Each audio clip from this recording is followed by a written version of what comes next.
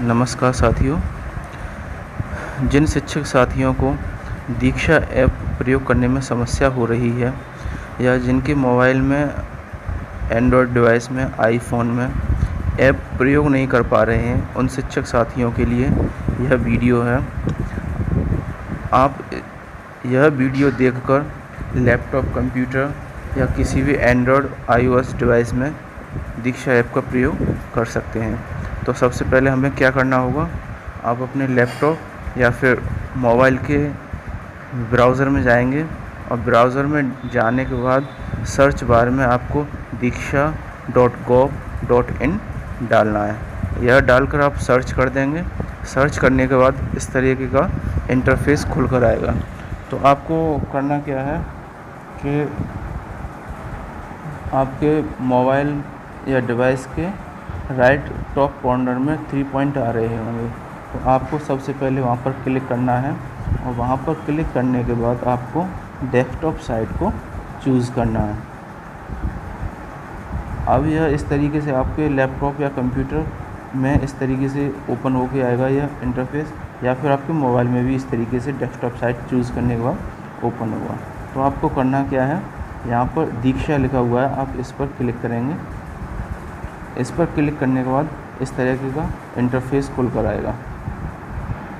अब यहाँ से स्टार्ट होता है, जिस तरीके से आप ऐप में यूज़ करते हो उसी तरीके से बिना ऐप के भी दीक्षा ऐप का उपयोग कर सकते हैं। तो अब आप यहाँ पर देख रहे होंगे एक्सप्लोर कंटेंट लिखा हुआ आ रहा है, तो हम इसको जूम करते हैं। अब आप क्लियर देख पा रहे होंगे, यहाँ पर लिखा आ रहा है। तो हमें क्या करना है, इस पर हमें क्लिक करना है। इस पर क्लिक करने के बाद अब ये दीक्षा ऐप जिस तरीके से आप ऐप में प्रयोग करते हैं उसी तरीके से यहाँ पर ओपन होके आ रहा है। जिस तरीके से इसमें आप ऐप में फॉर्मेलिटी आपको करना होता है लॉगिन वाला, तो हमें लॉगिन यहाँ पर करेंगे, तभी हम जो हमारे प्रशिक्षण चलते हैं, ट्रेनिंग चलती है, हम उनका उपयोग कर सकते हैं। तो राइट कॉर्नर में आप देख रहे होंगे यहाँ पर लॉगिन लिखा हुआ है, तो आप यहाँ पर लॉगिन कर देंगे।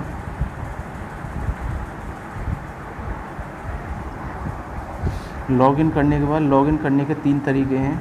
या तो आप एंटर अपने मेल आईडी से या मोबाइल नंबर से कर सकते हैं, या लॉगिन विद स्टेट सिस्टम से कर सकते हैं, या फिर लॉगिन विद गूगल से कर सकते हैं। जिस तरीके से आप बेटर समझो उस तरीके से कर सकते हैं। मैं लॉगिन विद गूगल कर रहा हूँ। अब लॉगिन विद गूगल करने के बाद जो आपकी मेल आईडी इस मोबाइल में या डिवाइस में पड़ी हुई है उसी से आपका ये कनेक्ट हो जाएगा। तो मैं अपनी डिवाइस को कनेक्ट करता हूँ इससे।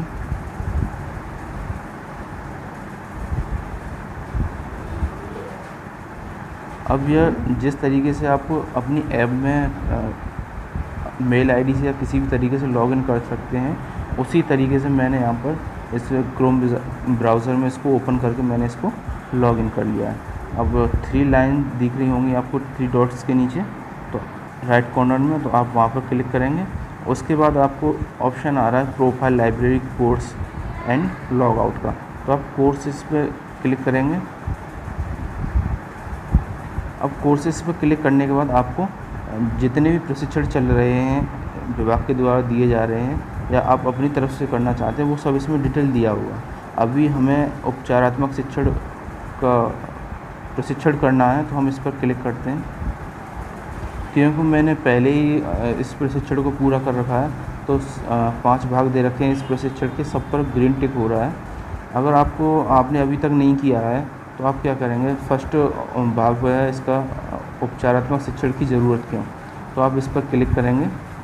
इस पर क्लिक करने के बाद जो कंटेंट है वो लोडिंग होने लगेगा। जिस तरीके से ऐप में होता है उसी तरीके से यहाँ पर भी होने लगेगा।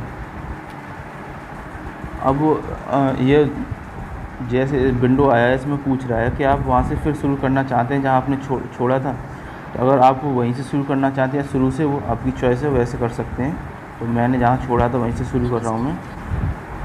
अब आप देख रहे होंगे जिस तरीके से आपको ऐप में यूज़ करना होता है उसी तरीके से आप यहाँ पर भी यूज़ कर रहे हैं। जिन शिक्षक साथियों को ऐप यूज़ नहीं हो पा रहा है या फिर कोई समस्या आ रही है, तो अगर उससे नहीं कर पा रहे हैं आप, तो इस तरीके से ब्राउज़र में जाकर आप लॉगिन कर सकते हैं और प्रशिक्षण को पूरा कर सकते हैं। प्रशिक्षण पूरा होने के बाद सभी पर ग्रीन टिक हो जाएगा और फिर बाद में आपका प्रशिक्षण पूर्ण हुआ इस तरीके से नोटिफिकेशन आता है, तो आप उसको चेक कर सकते हैं। वीडियो देखने के लिए धन्यवाद।